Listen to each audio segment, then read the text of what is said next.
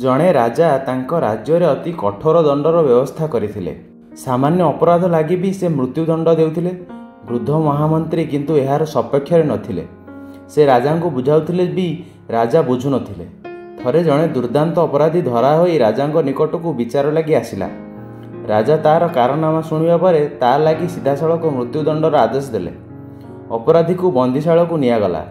ତାପରେ ରାଜା ମନ୍ତ୍ରୀକୁ ପଚାରିଲେ, ଆପଣ ତ ଏ ଅପରାଧୀର କାରନାମା ଶୁଣିଥିବେ, ଏବେ ବି କ'ଣ ଆପଣ କହିବେ ଯେ ଏଭଳି ଲୋକ ବଞ୍ଚି ରହିବାର ଅଧିକାର ଅଛି ବୋଲି? ମନ୍ତ୍ରୀ କିଛି କହିଲେ ନାହିଁ। ତାକୁ ମୃତ୍ୟୁଦଣ୍ଡ ମିଳିବାର ପୂର୍ବଦିନ ମନ୍ତ୍ରୀ ରାଜାଙ୍କୁ ଅନୁରୋଧ କଲେ ବନ୍ଦୀଶାଳା ଆଡ଼େ ବୁଲିଯିବା ଲାଗି। ରାଜା ଓ ମନ୍ତ୍ରୀ ଚାଲିଲେ।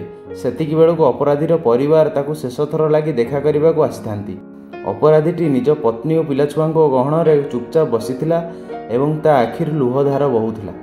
ରାଜାଙ୍କୁ ସେ କଥା ମନ୍ତ୍ରୀ ଦେଖାଇ କହିଲେ, ମହାରାଜ, ପଥର ତଳେ ପାଣିର ଝର ଥିବା ଭଳି ସମସ୍ତଙ୍କ ହୃଦୟରେ କେଉଁଠି ନା କେଉଁଠି ଟିକିଏ ମମତାର ଝର ଲୁଚିଥାଏ।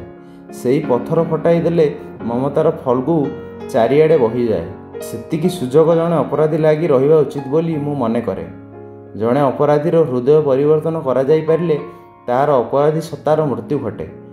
ଏଣେ ପୃଥିବୀରେ ଜଣେ ଭଲ ଲୋକର ସଂଖ୍ୟା ବଢ଼ିଯାଏ। ଆପଣଙ୍କ ବ୍ୟବସ୍ଥାରେ ଅପରାଧୀର ମୃତ୍ୟୁ ହୁଏ ସିନା, ଭଲ ଲୋକ ସଂଖ୍ୟା ବଢ଼େ ନା। ରାଜା ଏହି କଥାର ମର୍ମ ବୁଝିଲେ।